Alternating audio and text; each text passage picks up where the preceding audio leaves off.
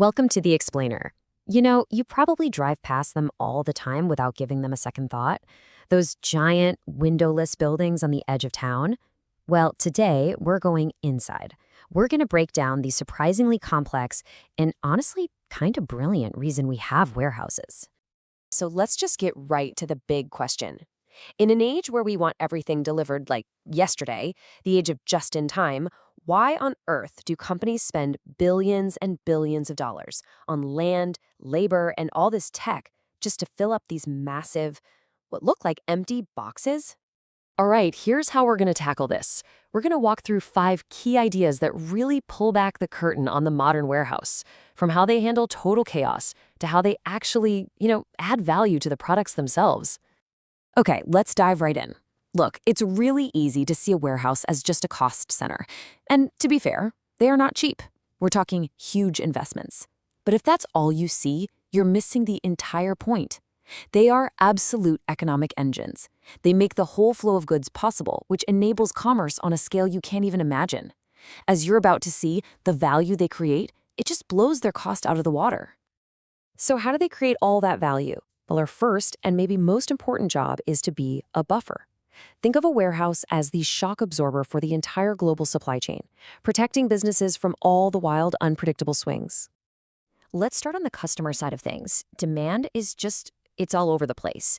I mean, think about the holiday season, that massive, insane rush for toys. There is no way factories could just crank out and ship everything we buy in November and December alone. It's just impossible. And to handle that surge, these warehouses operate at a mind-blowing pace. Get this. At its peak, Toys R Us had conveyors inside their warehouses moving products at up to 35 miles per hour. That is literally highway speed, inside a building. All of that, just to make sure the right toy gets under the right Christmas tree on time. Now flip over to the other side of the coin, supply. Supply chains can be painfully slow and totally unreliable. A product's journey from, say, a factory in Wuhan to a store shelf in Ohio, it can run into a million delays. Port congestion, bad weather, red tape, you name it. The time it takes to get something is long and it's always changing. And this is where the genius of the warehouse really shines. It's the buffer. By keeping a stockpile of stuff in a strategic spot, like, say, Los Angeles, instead of all the way back in Wuhan, companies can absorb all those shocks. They can react to a sudden spike in demand instantly, even if a container ship is stuck out at sea for an extra 2 weeks. So this idea of a buffer leads directly to our next point. Warehouses do way more than just hold stuff.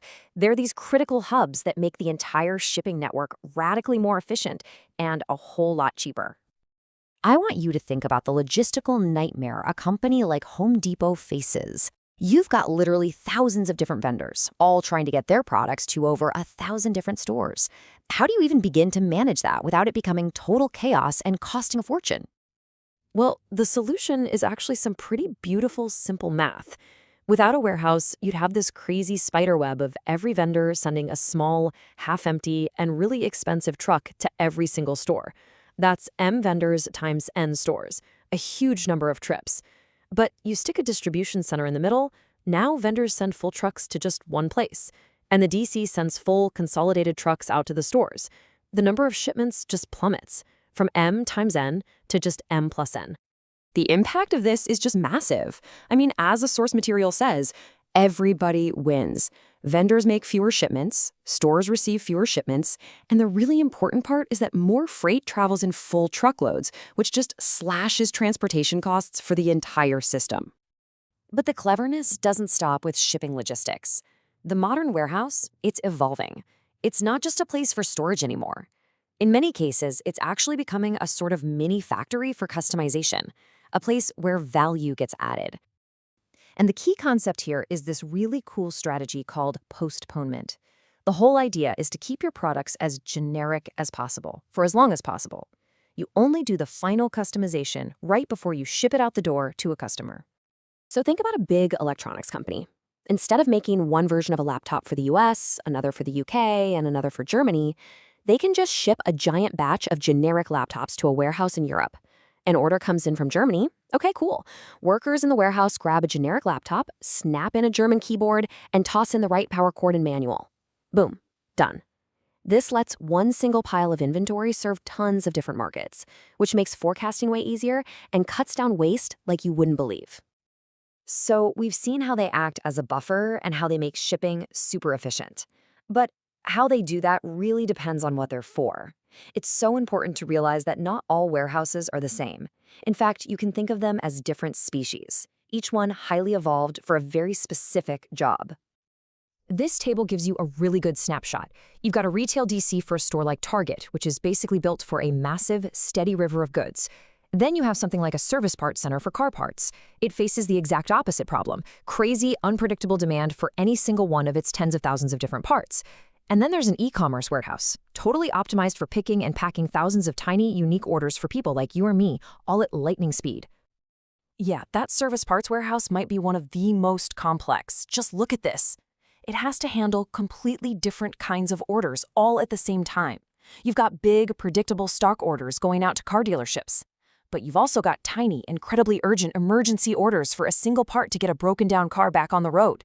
And then you have to deal with all the customer returns coming back in. It is a massive operational headache. Ultimately, designing any of these warehouses, no matter what kind it is just a masterclass in trade-offs. It all comes down to finding the perfect balance between these four critical things: what the inventory itself is like, how fast you need to get it out the door, the physical cost of the building and equipment, and of course, the cost of labor. So the main thing to take away here is that the humble warehouse, it's not so humble. It's actually a dynamic, really sophisticated, and totally essential solution to some incredibly complex problems. And that kind of leaves us with one last big thought to chew on. If today's warehouse was built to solve the logistics problems of yesterday, what new crazy challenges will the warehouse of tomorrow have to conquer?